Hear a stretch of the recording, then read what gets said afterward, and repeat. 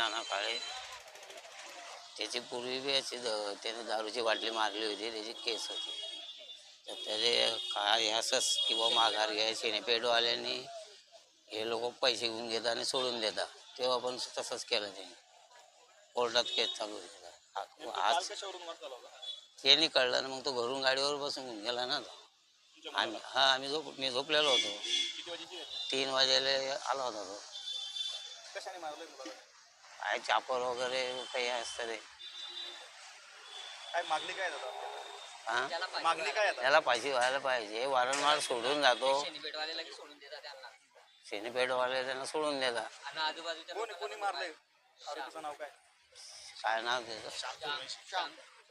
श्याम सूर्यवंशी. हा भाई, पोलीस अजून काय आलेच नाही आमच्यापर्यंत इकडे. तिथं केस केली त्याने, ते चालू आहे त्यांच्यावाला. नाना पांडुरंग पाटील. आपल्या भावाचा खून झालेला आहे, नेमकी काय घटना आहे आणि कोण आरोपी? आरोपी श्याम सोनार आहे, आपला सूर्यवंशी आहे श्याम सूर्यवंशी. त्यांनी आला तो घरी, त्याचा पहिला वाद व्हायला होता जुनावादी. तर त्याची आज तारीख होती, तर तो उद्या कॉम्प्रोमाइज करायसाठी आला श्याम घरून त्याला घेऊन गेला. कोणाला? नितीन, माझ्या भाऊला नितीन काळेला. त्याला घेऊन गेला आणि त्याच्या घरी नेला. त्याच्या घरी तिची आई पण होती, त्याची बाई पण होती आणि आजूबाजूचे लोक, इतर लोक पण होते. त्यांनी बघितलं, त्यानं घरातून त्याला ताणला श्यामनी. आणि अजून त्याच्यावर गाडी होती स्प्लेंडर, ते गाडी पण चढायचे प्रयत्न करत होता त्याने. आणि अजून चापर मारून गाडीवर बसवत होता दुसऱ्याकडे फेकण्यासाठी. तर लोकांनी बघितलं, रेल्वे पट्ट्याकडे लोकांना बघितलं, तर लोक वापस हे होऊन गेले. मग मला कॉल आला, माझ्या मित्रांना पाठवलं आणि भावाला दारू पण पाजली होती त्यांनी. बॉय आपण कॉम्प्रोमाइज करून घेऊ बा, उद्याची केसची आज ते कोर्टात जाणार होते. दोघे आणि काच मारला होता, त्या दारूची बॉटल मारली होती. श्याम सोनोने, श्याम सूर्यवंशीने माझ्या भावाला. पहिली केस नील करायसाठी ते चालू होते. तिच्यानं वादावादीने तो घरून घेऊन गेला. माझ्या आईनं पण त्याला आराय मारली.